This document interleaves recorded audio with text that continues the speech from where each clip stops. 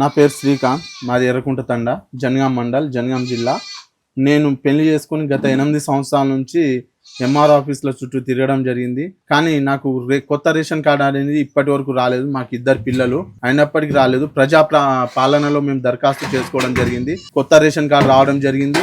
కొత్త ration card వచ్చి ఒక్కరికి 6 కిలోల చొప్పున, మా ఇంట్లో నలుగురికి 24 కిలోల సన్నబియ్యం 3 నెలలై ఒకటేసారి రావడం జరిగింది. మా అమ్మకు 8 ఎకరాల భూమి ఉంది. 8 ఎకరాలకు గాను రైతు భరోసా డబ్బులు అనేది అకౌంట్లో పడడం జరిగింది.